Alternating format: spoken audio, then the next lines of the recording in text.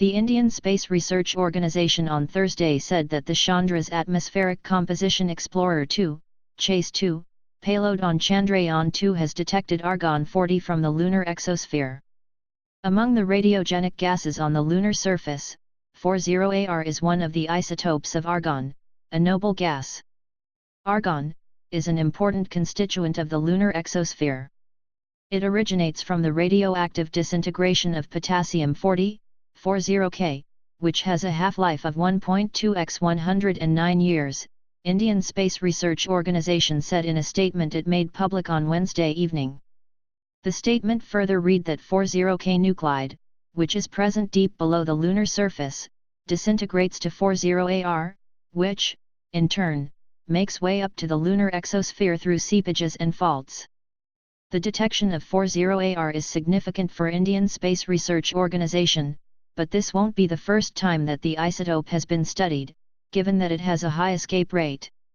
R. Richard Hodges from the University of Colorado Boulder, in a research paper published earlier, says, in polar areas of the Moon the maximum temperatures reached in some permanently shaded areas are well below the temperature required to retain water ice for billions of years, and cold enough to hold other volatiles for shorter periods.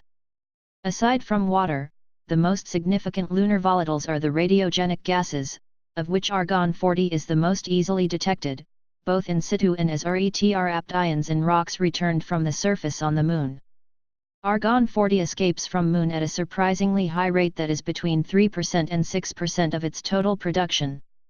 Its brief lifetime in the lunar exosphere is marked by numerous adsorption/desorption events. Collisions with the lunar surface in cold, permanently shaded areas lead to long-term storage, forming reservoirs of trapped gas that may be disturbed occasionally to produce sudden increases in atmospheric argon, the paper adds. It is postulated that this may explain at least part of the time variations in Apollo 17 mass spectrometer measurements of argon that were previously attributed to internal processes associated with the release of radiogenic gases from the Moon. 6 F-16 aircrafts and 1 C-130 aircraft of the Republic of Singapore Air Force today made an emergency landing at Port Blair Airport, which is actually an Indian Navy airport named I.N.S. Utkarsh. According to reports, due to fuel shortage, all the aircrafts made emergency landing at INS Utkarsh base. Although officials of Andaman and Nicobar Command were unavailable for a comment in this regard, but insiders told Andaman Shika that the Republic of Singapore Air Force aircrafts were heading for India's Kalikunda Air Force Station for training program with Indian Air Force. The bilateral agreement between India and Singapore was signed in 2017, in this regard.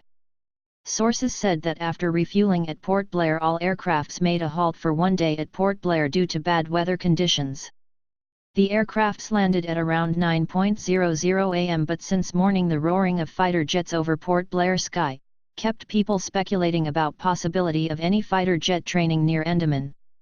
But after landing of these F-16 aircraft, the news spread in Port Blair like jungle fire and hundreds of people gathered near airport to see the fighter jets. A soldier of the Indian Army died on Thursday after the barrel of a T-90 tank exploded during routine field firing training exercise at the Mahajan firing ranges in Rajasthan's Pokhran.